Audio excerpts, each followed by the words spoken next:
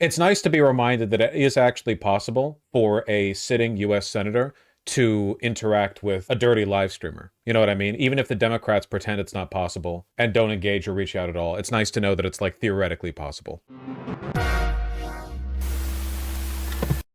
One of my main criticisms of the Democrats has always been the fact that they are really uninterested in reaching out to independent media and cultivating a close relationship with those ties. You know, like the only independent media Democrats have any real connection to are the like weakest jelly-spined motherfuckers who will never criticize anything the Democrats do, and they act exactly like mainstream media. You know what I mean? Like there were some creators who got like to meet, you know, Hunter Biden in the White House a little bit after the election, and it was just the most there's no real like attempt at ideological reach out there to meet people where they're at. It's basically just, if you're allegiant and you act exactly the way we want you to, then we'll give you a pat in the back. No like money or real support, but a pat in the back. Thankfully, Bernie Sanders is not a Democrat. He talked to Hasan, which you probably heard if you were in my stream yesterday, because you people would not shut up about it.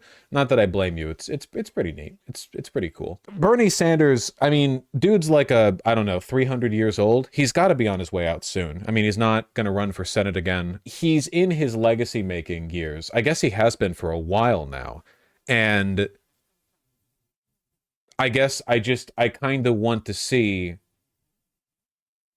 Bernie has always wanted to drag the Democratic Party into being a better version of itself, if that makes any sense, you know? He doesn't operate entirely independently.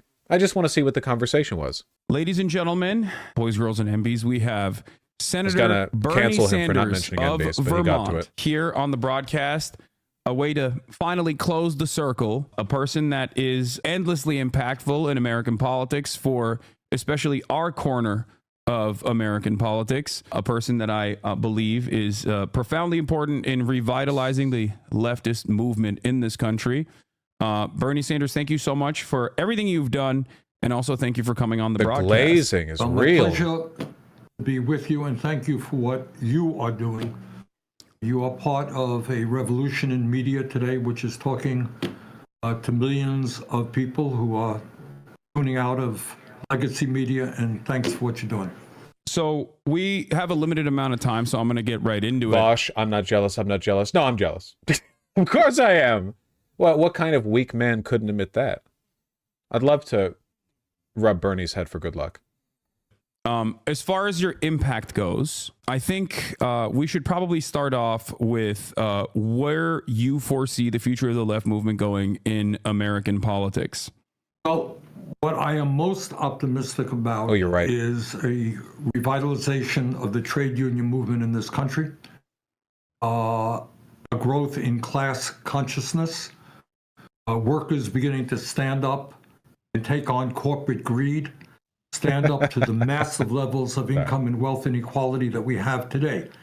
And I think the future of American politics is bringing young people, people of color, women together in a movement led by the trade union movement, which demands that we end oligarchy in America. And that's something I'd like to talk with you a little bit about, Hasan, and move toward not only a democratic political system, but an economy where all of our people in the wealthiest nation on earth have a decent standard of living. That is not a radical idea. We can do it, but we can't do it unless we bring people together around a progressive agenda.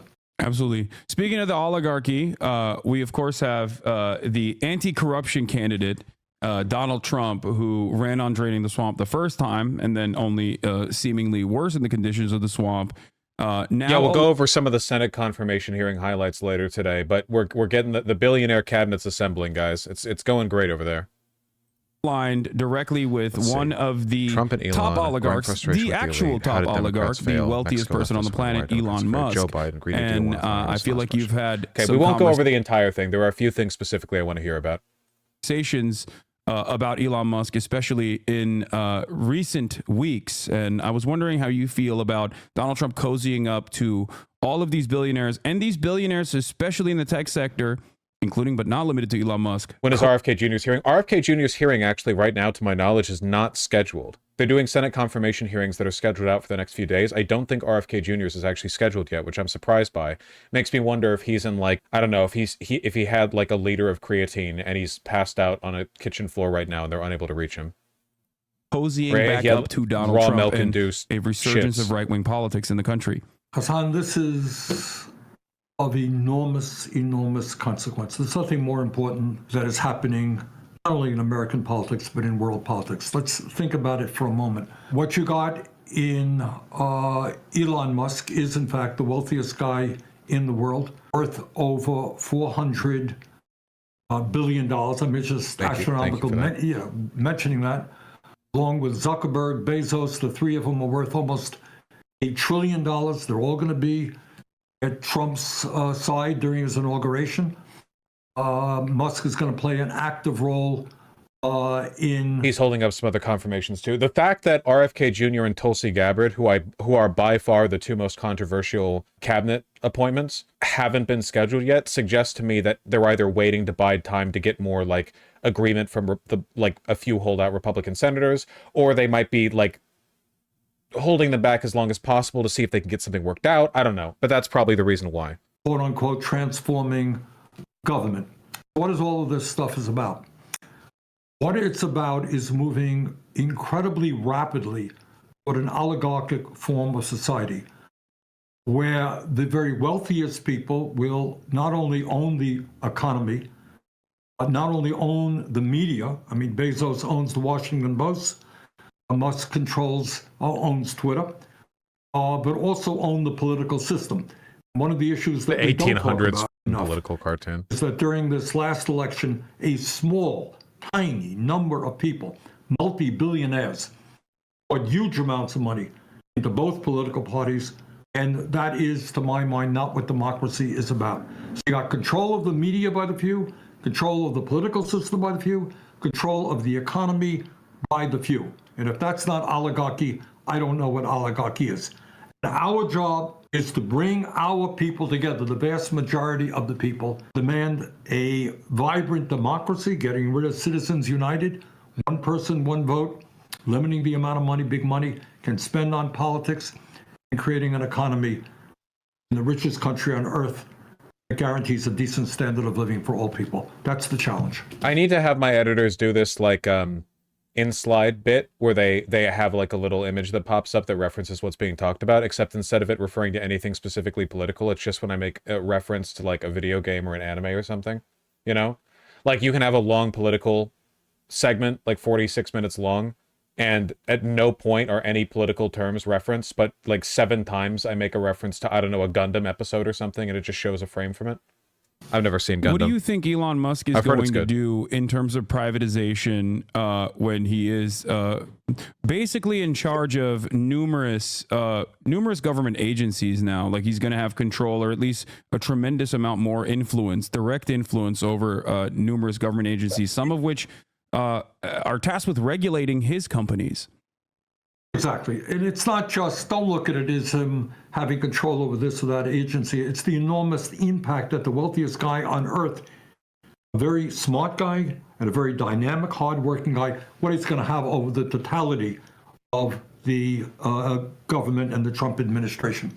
What does it mean? These guys do not believe in government. They aggressively believe in deregulation. They believe in more. Bernie Sanders has always referred to Elon Musk as a smart guy. I saw his interview with Lex Friedman on this off stream. He's always referred to Elon Musk as a smart guy and said that his inventions are impressive. I think that part of this might be because Bernie Sanders is kind of insulated from the 24/7 deluge of really embarrassing information we get about Elon. Like the every day he reveals himself to be genuinely like a massive. I think part of it is also because Bernie Sanders works very hard to carefully cultivate what criticisms he offers. One of the reasons he's so popular with right-wingers, like one of the reasons why they don't go after him, is because when he talks about the problems facing America, he keeps them very pointed and very specific with regard to like oligarchy and economic inequality, because that helps build out the larger tent. Whereas if he started saying like, well, also Elon Musk is a midwit, you would have people who might otherwise be on board with what he's saying going like, okay, I was on board with your economic critiques, but like, come on, man, Elon Musk, he made the Cybertruck. Whether or not this is effective, I don't know. It is effective for him, I think, if that makes any sense. Like, I think that it makes sense in the context of how he structures his arguments. You know, I'm not saying I don't think that's like broadly necessary. More and more wealth and power, people on top right now. You don't hear Mr. Musk talking about the need to provide health care to all people as a human right. You don't hear Mr. Musk talking about the need to make sure that all of our people have decent education or live in safe, affordable housing. That you don't need. What you're talking about is an expansion and growth in technology, which will benefit the people on top, and in my view, at the expense of ordinary people. And you know what else was kind of unique about Musk? A little bit different than other guys. This guy, increasingly, you may have noticed, talking about people with super high IQs. Have you heard that? Yeah. I haven't heard that kind of language in a very long time. You're talking about a kind of, and it's a superior aristocracy. Who are all so smart and know all about technology, have all kinds of wealth, who are living these extraordinary lives, and they're going to be running the world for us.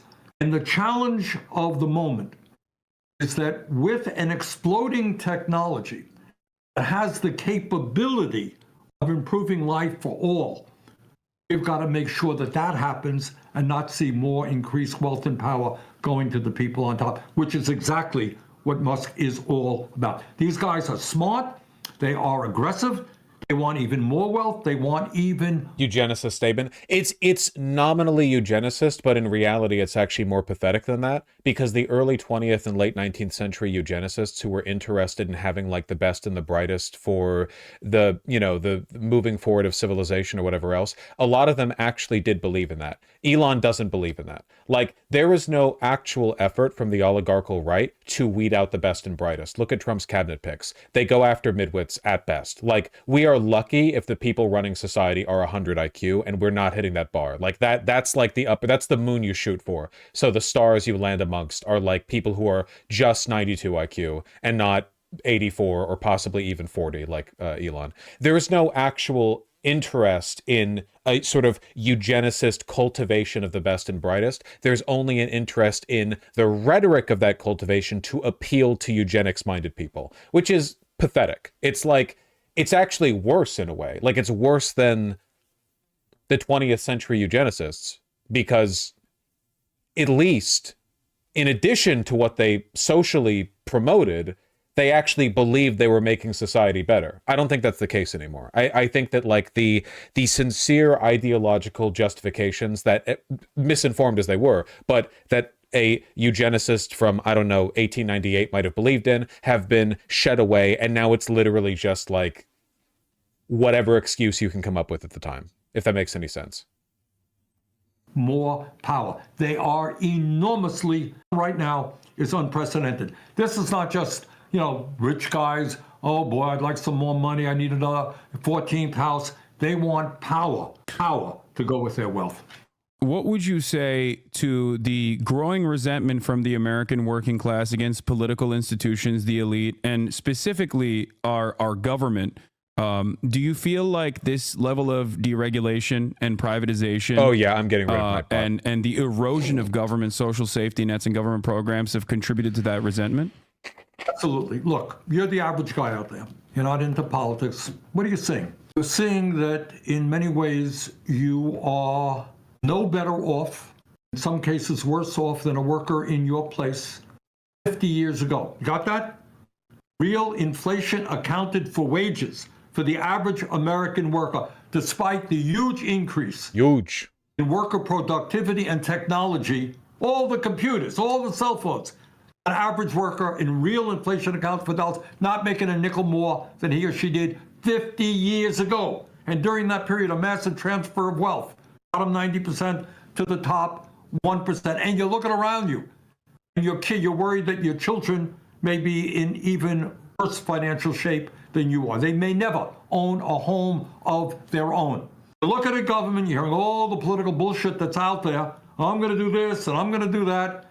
And yet, maybe your job went to China. It's likely that you have a high deductible. You may not have any health insurance at all. Maybe your kid made it to college and he or she is deeply in debt. And you're saying... I still think that one of the biggest turnarounds you're going to see against the right is when they inevitably break the Affordable Care Act. When they break that shit, genuinely, I do not know if any amount of media control from the right, like you can own all the mainstream media, all the independent media, you can own all of it. I genuinely don't know if it would be enough to make up for like tens of millions of people overnight losing their health insurance. Does democracy really work for me? And a lot of people are concluding no, it doesn't. And they're willing to move toward a more authoritarian type society run by Donald Trump. You know, what Trump said in so many words, he said, you know what, this system is broken. I'm going to smash it. Well, he's right. The system is broken. Problem is his solutions are going to make a bad situation even worse. Our job is to acknowledge what Democrats don't. You know what? The system is broken. We need to rebuild the system. People together. We can do it. We should not be the only major country on earth not guaranteeing health care to all people as a human right. You think we can't build millions of units of affordable housing? You think we can't reach out to the world and address climate change? I think we can. Tough stuff. None of this is easy. We can do it. A lot of people are essentially saying, you know, I'm sick and tired. I've heard all of it over and over again. It ain't working for me. Status quo is not what I want. I want change. Trump may be crazy. He may be a pathological liar. He's going to bring about change. So that's what I think we're dealing with. Do you feel like this was a crisis in communication from the Democratic Party in the past election cycle that led to the defeat of Kamala Harris? No, I don't. I don't think it's a question of communication. I think it's what the Democrats stand for. So, you know, it's not messaging is art. So if the Democrats believe, does the Democratic leadership believe that the current system is broken? You tell me. Have you heard that? People go around saying, look, there's something wrong when we have massive income and wealth inequality, when we're the only major country not to guarantee health care to all people, when you got 800,000 people sleeping out on the streets, when we have an opioid epidemic, when our public schools are failing. Oh my God. You know what? Guess what? The system ain't working. Do you hear Democrats say? You tell me. I mean, I'm sitting in the Beltway. I don't hear it. Do you hear it on the outside world? No, absolutely not. That's why I was wondering. Yeah, you have to imagine, and he's so strong for holding it back, how much contempt Bernie has in his heart for the DNC. Like, he, unironically, like the greatest will imaginable in holding back his hatred for that institution. But I'm really hoping on the outset here, because we're coming up. I mean, not only do you have the DNC chair position, but like in the coming election and how we respond to the inevitable decay in public support for Republicans and for Donald Trump and for Elon Musk once the whole country starts getting broken by them. If there are any alternatives, you know, Bernie's probably going to get more aggressive over time now that we're like. Or opinion is it malicious? Is it incompetence? Is it because we are now seeing the likes of Chris Murphy, for example, come to terms with a more left-wing populist message that they want to adopt. Now, you say that it's more than just the message. It's actually about dramatically changing the policy, dramatically changing the direction away from this zealotry that they display in terms of defending third-way neoliberalism. And I 100% agree with that. But will there actually be a change in your estimation within the Democratic Party? Do they actually want to win elections? Do they actually want to change the trajectory of American politics away from the throes of fascism? They want to win elections, absolutely. Are they willing to take on their corporate sponsors? How do we build sustainable? people who finance their campaigns. Hasan accidentally opened a video in another tab. My camera's blocking it. Me too, man. What is popular and what the American people want, I've been there. Is the way you win elections. Let me give you just many examples. I mean, I can throw it out. It is one thing to say, okay, we are opposing Trump's effort, perhaps, to throw millions of people off of the Affordable Care Act. We all agree that should not happen.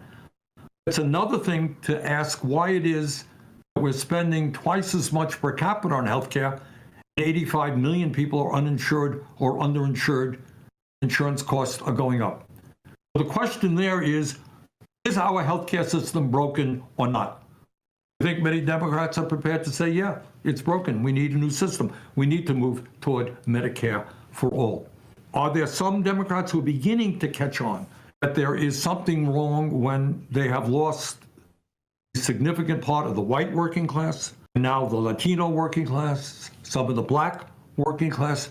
Are people beginning to catch on that maybe we've got to address some of the issues that are impacting the lives of working people? Yeah, I think some are. Are enough? No, I don't think so. How do you feel about the Moreno? We should get him to name names. We should get him to, like, go through every single Democratic representative and just, like, yes or no on whether they actually value the working class. That'd be good content, you know? Get, like, a tier list! That would be good. If Bernie makes it to, like, I don't know, 306 or whatever, he's out of the Senate, we should get him a gigantic tier list board and go through at least all the Democratic senators that he's worked with, like shared a session with.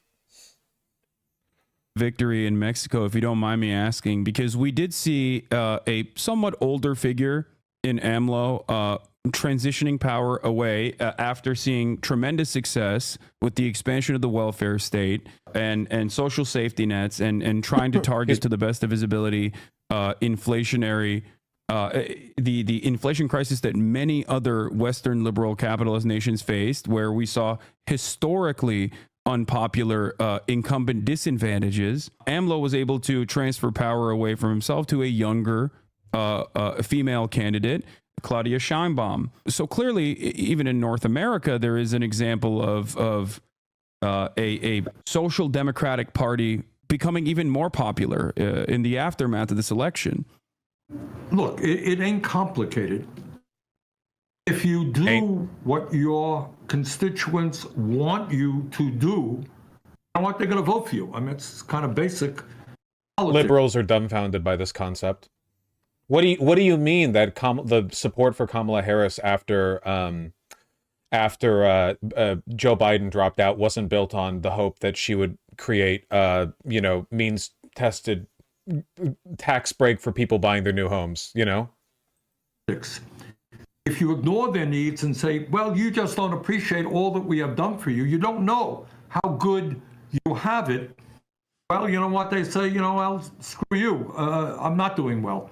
I would also mention to you that when we passed in the throes of the pandemic, the American Rescue Plan, which provided direct cash payment, tens of millions of Americans, extended unemployment, put a whole lot of money into childcare, kept people from getting evicted, lowered the childhood poverty rate through a child tax credit. At that particular point, after that bill was passed, guess what? Biden's popularity was the highest that it was throughout his administration. You tell me, just tell me, if the Democratic Party said, you know what, in the first 3 months of a Democratic presidency, a Democratic Congress, every American will have health care as a human right without having to take out your wallet, because it's a human right. We're going to fund it in a progressive way, publicly, no more in insurance premiums, co-payments, deductibles. If the Democrats pulled that off, how incredibly popular do you think they would be? You tell me. Absolutely. Am I missing something? No, absolutely. Do you think that it's the impact of money in politics that causes Democrats to be afraid of taking the initiative on issues like this? Or is it more pervasive and unfortunately scarier than that, because I'm a firm believer that aside from the lobbying dollars, I think that there is a crisis of like elitism, I would say, where you have immediate family members of Democratic Party officials and of course the Republican Party officials as well that go to work in these corporations. So there is it's a more complex like everything harmful that Pod Save America has done with regard to its promotion of like, I don't know, neoliberal excitism, undone in a moment with that interview they did with four of the Kamala Harris campaign staff after her loss, where you got to look under the rock basically and see just the insane brain, like literally all but one of them, like, yeah, you know, I'm a private consultant who works with corporations in the Democratic Party, and we don't really, honestly, we don't know what we did wrong, you know?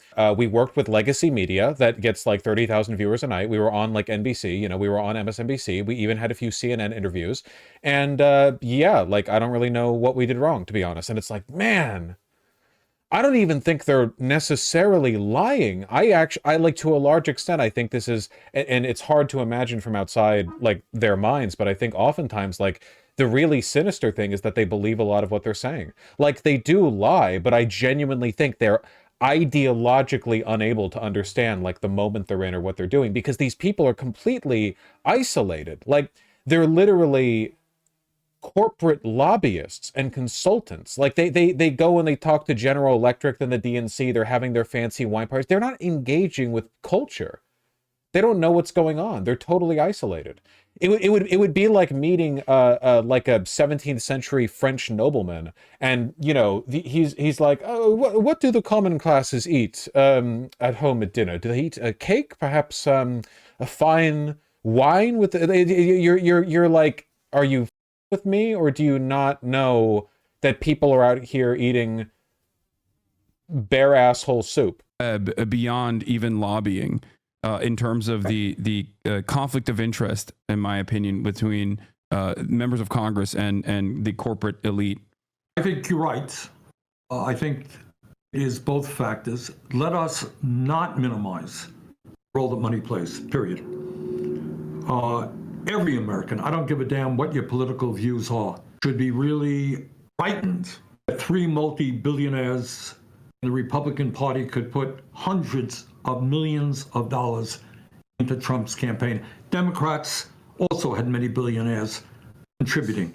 And if you think those guys are doing this out of the goodness of their hearts, you would be mistaken. Obviously, they want to elect candidates who will represent their interests. And the second thing, related to kind of what you are saying, Hasan, is that people live in a certain world.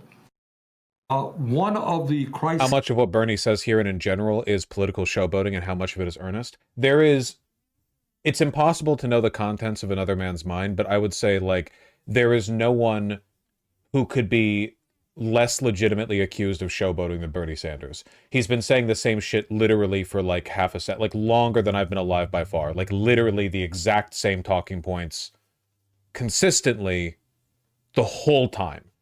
And he's always acted in a way that reflects a sincere belief in them. So, you know. Of the corrupt campaign finance system we have, it's not only the impact of money. Many of my colleagues are spending 20-30% of their days, you know what they do? They're not out talking to their working class constituents. They're on the phone raising money from wealthy people. They're going to, house parties with wealthy people. When you surround yourself with folks who have come from a certain world perspective, I'm running a corporation. Let me tell you about all my problems I'm having. It's not, hey, I can't pay my rent. Let me tell you about my problems. You live in a certain milieu, I think is what you're talking about, and that becomes separated from reality. Does that take place? Is that happening? I think it is. Yeah, I noticed that I was the most out of touch with the outside world when I was directly at the DNC, despite being online the entire time. That I definitely noticed that there is a bubble surrounding, I would say, the Rust Belt for sure, or not the Rust Belt. Sorry, the DC class and the media class, I think, are certainly It really is. It really is. I mean, remember that video after the DNC? There were protesters outside shouting the names of dead Palestinian babies. Some of the people walking out were like rolling their eyes and putting their fingers in their ears. It really is. I've said this a million times, and it's not just the politicians, it's the Inside the Beltway media. I cannot recall. I have done 12 zillion interviews in my political life over the years. There's nobody who's come up to me and said, Bernie, we have massive income and wealth inequality. What do you think we should do about it? Bernie, what are you going to do about the fact that 25% of seniors in this country living on $15,000 a year or less? What are you going to do about that? What are you going to do about the fact that so many people are homeless? Those are questions that one is not asked. One is never asked about income and wealth inequality, for example. Just not on, it's not part of the mindset of media or, for that matter, politicians. And we got to break through that. We have got to break through it because it is on the mindset of ordinary Americans. So switching gears a little bit, but going back to the Democratic Party's performance in these past 4 years under... what do you think about Bernie's problematic language? A black, blacks, transgenderism, a gay. Are you from the CIA? Is this a psyop? It's not going to work on me. I've trained my mind to resist your techniques. Me watching TikTok, a 45-year-old black woman asking what Palestinian babies have ever done for her. It doesn't mean it's a meaningless aesthetic signifier that reveals nothing. Bernie Sanders is more authentically progressive than basically anyone else in government. You know, you're just stirring the pot at that point. Like Bernie Sanders was born back when just dropping the hard R on black guys was really common, even from like people in high positions of power. Like he is lived from point A to point B. Okay. Joe Biden, where would you rank Biden's performance across the board? Because there were certainly a lot of good things that occurred. I think pulling out of Afghanistan was a success, and it was the appropriate thing to do, even though it was not defended adequately by the Democratic administration, in my opinion. And the media definitely was very gung-ho about continuously punishing Biden. There were also initiatives, like you said, the expansion of child tax credit, and wonderful work done by the NLRB and many other regulatory agencies like the FTC specifically. But it did seem as though, one, these successes and the impact was not seen as tangible things that the American working class could associate with. But outside of that, do you feel as though it didn't meet the standards that are necessary for improving the material conditions of the working class right now? Excellent question. And here's the answer. I think if you look objectively at what Biden has accomplished domestically, it is probably the strongest record of achievement since anybody, since FDR in the 30s. What you're talking about is rebuilding our crumbling infrastructure and creating a huge number of jobs. Making real progress in rebuilding manufacturing in America. First president really to take on big pharma and have some impact in lowering the cost of prescription drugs, most notably beginning to negotiate prescription drug prices under Medicare. Investing very heavily in climate change and sustainable energy.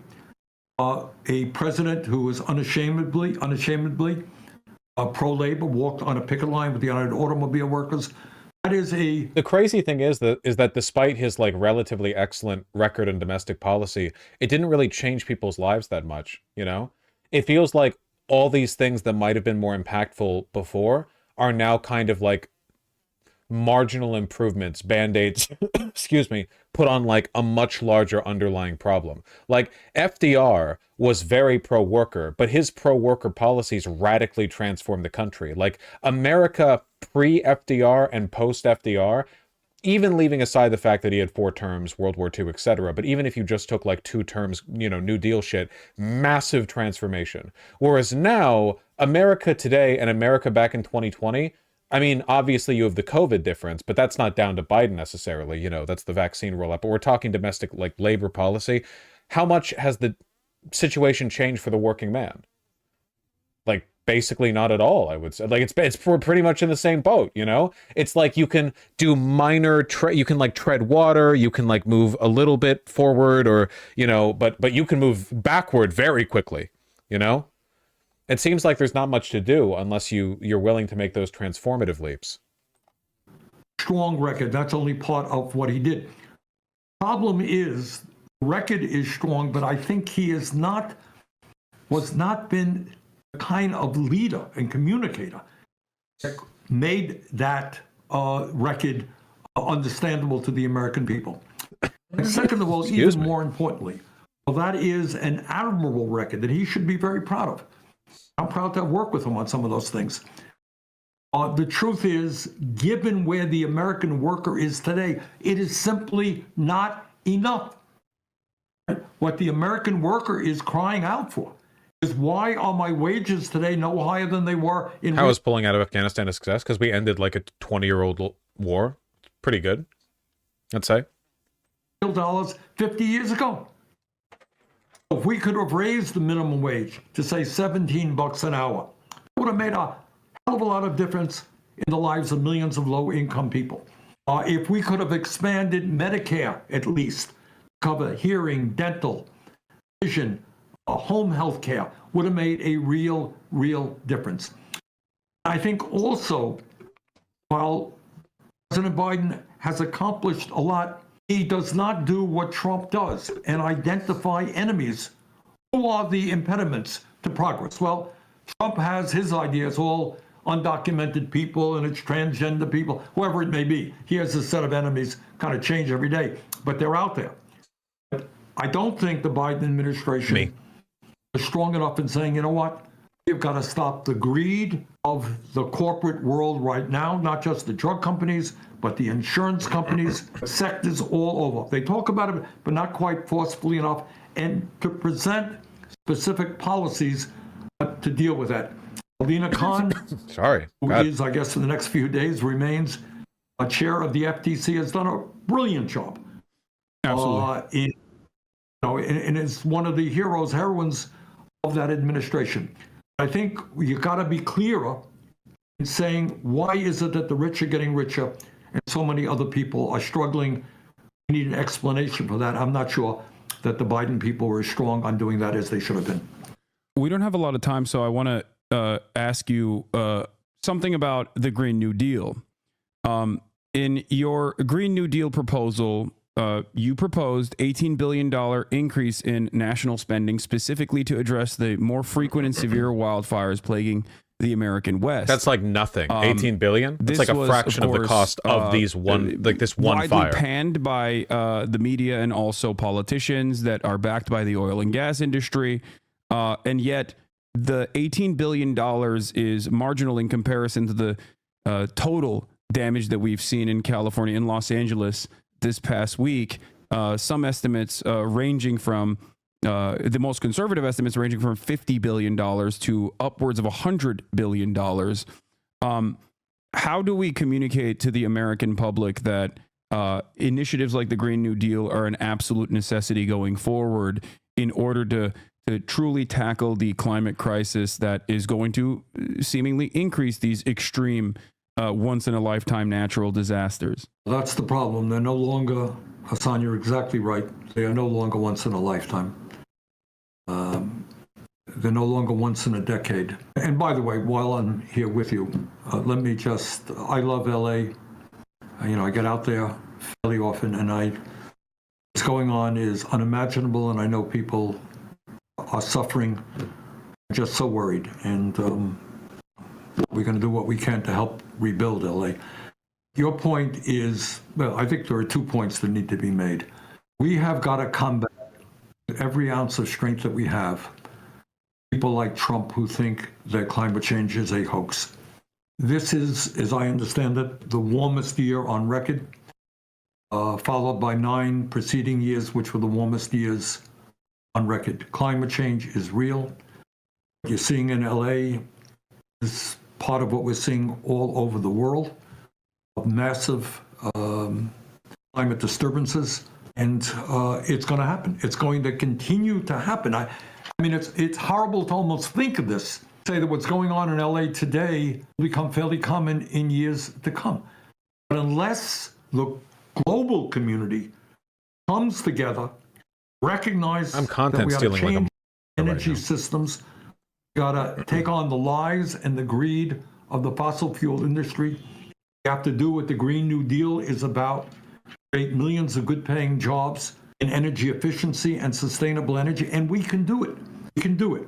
And yes, what the Green New Deal was about is saying, look, that in itself is not going to solve the global climate crisis, but it'll give states and communities better resources in order to deal with the crises that are definitely going to come as we try to transform the system. Do you feel like the back and forth political conversations or even blaming the likes of DEI or whatever the new Republican thing is? There's literally no way to make it through that without radical loss of social wealth, material infrastructure. I mean, we're pretty much headed to the bad times climate-wise, no matter what. For me, it's really just a matter of like how much before the excuses stop. Because we've had so many other breaking points in history, and there's one like continuous truth no matter what. And it's that the elites will push until there's a breaking point, and then very quickly things change, and then you have a new paradigm, right? This happens over and over and over again. Oftentimes the new paradigm is not better than the old one, mind you. I'm not saying it's necessarily an improvement. I'm just saying it's unsustainable, not just in a climate sense, but in like a sociological sense. You know? How long can Republicans continue to say, oh, that's because of like woke firefighters or whatever? Like, how many wildfires or natural disasters have to happen? You know, you have hurricanes in the southeast and wildfires all over the west coast, and eventually it's like, how much, like, will you be able to continue convincing your retard constituency over and over and over again? Yeah, the reason why like 6 Category 5 hurricanes hit Florida this year is because FEMA is full of woke black people or something. It doesn't go forever. Like, there is an outer limit eventually. Is on any given basis is simply a misdirection away from the actual the actual reasons as to why anthropogenic climate change is accelerating these extreme weather events. It makes me furious. It really does. Now, presumably what's going on in LA is all because you have a Democratic governor, a Democratic mayor, but then they're going to have to explain why we've had all this terrible flooding and other disasters in very red states all across this country. You got to be a moron not to understand that climate change does not give a damn whether you're a Democrat or a Republican. It is real. So yes, this is simply an attempt to deflate attention, much needed attention, on why climate change is causing devastating problems in LA, throughout our country. My small state of Vermont, in the last number of years, has been hit time and again. Floods which have wreaked havoc for hundreds and hundreds of homeowners, small business people. Our state capital is still impacted by the flood we had a few years ago. This is a global crisis. Those people who are still trying to deny it in order to protect the profits of the fossil fuel industry, I really don't understand it. Their kids are going to suffer. Their grandchildren are going to suffer. I don't know what they think they're gaining by playing a political game with an issue of such existential importance. It seems like it's short-term profit seeking, which has absolutely eviscerated American manufacturing, as well as ruined even the consumer experience that Americans have in general over year. It's basically a race to the bottom, putting the interests of profits over the interests of people. There's probably going to be a big breaking point at some point as well with the religious crowd that does believe climate change is happening, but doesn't think it's anthropogenic and thinks that it's the rapture. You know, there are a lot of people in America, the evangelicals, a lot of them very wealthy, very powerful, who know that this is happening, and they just think it's God coming back to punish the sinners and reward the faithful. Millions and millions of people. So I think, yeah, it's an apocalypse cult problem. So I feel like at some point when this becomes more obviously, unmistakably a global catastrophe, those doomsday cultists are going to get louder, and it's going to be more difficult for us to coexist with them, basically, because they are not the majority. Most people want to live, and you know, they hold very disproportionate social power. So I had another question about this in particular. Mike Johnson has made inferences to potentially offering conditional aid to the state of California in terms of recovery. In your experience, you've spent many decades in American Congress. Have you ever seen this level of politicization in the aftermath of any sort of natural disaster? And do you feel like Mike Johnson is doing this specifically because they want to potentially use as a way to pass through budget reconciliations without much problems down the line? I think I have seen a little bit of this stuff in the past, but not to the extent that we're seeing it right now. It really is. Biden and Obama, I think if you check their records, they gave out disaster relief and other types of federal funding really to red states quite as generously or ungenerously as they did to blue states. They really did not discriminate. The idea that the largest state in our country, which has been just devastated by this terrible fire, that they Fascism are inevitable. going to be playing politics with disaster relief is unconscionable. Between you and me, I don't think that they will succeed, because what goes around comes around.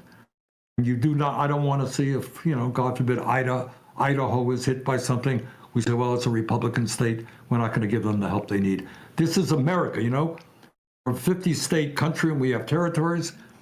We treat all people equally. When there is a disaster, what being a country is about is we all come to each other's aid. If Vermont gets hit hard by something, I expect the people of California to help us. If California gets hit, people of Vermont got to be there for you. It doesn't matter whether you're Democrat, Republican, Independent, whatever you are. That has got to be the basic tenet of how we do federal disaster relief. One last question I have for you before I let you go, and thank you so much for spending time with us today. I've heard from your team that you have been doing this event in Vermont where you go and play basketball with some of your constituents. Number one, when can we ball? Because that is a dream of mine. And also number two, he's going to kill him. I've heard that you were you had some wonderful experiences that made you feel like people are desperate for a sense of community right now and some semblance of community organizing. Hasan, the reason we're doing this, we're paying this out of campaign funds, is I think in Vermont and all over this country, there is a desperate need for community. We did, during the holiday season in December, 4 events around the state in communities larger and smaller. It was just a fantastic thing, totally non-political. Just people coming out and doing Christmas carols and Hanukkah stuff, and just, having, eggnog, and kids are there, and we had local kids entertaining and people singing along with the kids. Beautiful experience. Bernie has a clear experience advantage. That's true. He's played b-ball like 80 years longer than Hasan. We've now done 9 basketball events, and what I want to do there is not only bringing people out, is I worry the kids are spending too much time on their cell phones. Kids are isolated. That's true. So we do these events, and we have foul shooting contests for the little kids and the middle school kids, the high school kids. And we give a free basketball, good basketball to all of the kids who come, with the hope that these kids will become more active, go out, play some ball, not sit home on their phones all of the time. We also do a chess tournament every year. We do a choir event every year. We do essay contests. We want to involve the kids, and many of these kids are really struggling. These are tough times for kids in high school, middle school. It is insane that people today are so socially isolated and like separate, that the idea of like, what if we played a pickup basketball game in the local court is like a community project you have to actively push for, rather than just the natural consequence of having a local court. You know what I mean? Like, the children do not simply gravitate towards the court. You need to like construct a reason for them to be there. So we're trying to reach out and bring people together in what little ways we can. All right. Well, I look forward to coming to Vermont and playing basketball with you, Senator. And you shoot hoop? Yeah, I play basketball quite a bit. I'm training. All right. I'm training to see you in the courts. All right, you got it. Come on. I'd love to see you. All right. Well, do you think getting crossed by Hasan to death would be like an honorable way out for, you know how the Vikings only go to Valhalla if they die in mortal combat? You're not supposed to pass away in your bed. Do you think that would be a good for Bernie Sanders? You know what I mean? Like an honorable death? There are worse ones. Thank you so much for coming on, Senator Sanders. Like I said, you're an incredibly impactful person for many people in my community. And I'm very fortunate that you wanted to come on. And hopefully, if I do come to Vermont, maybe we can have a much longer conversation as well. You've balled well, Atreides. Thank you so much. Have a great one. Cool. That was a really nice interview. It's nice to know that, it's nice to be reminded that it is actually possible for a sitting U.S. senator to interact with a dirty live streamer. You know what I mean? Even if the Democrats pretend it's not possible and don't engage or reach out at all, it's nice to know that it's like theoretically possible. That's good. That's good. That was a lot of content stealing. I feel that's exhausting, the content stealing, Sheesh. I won't talk shit about it in the future.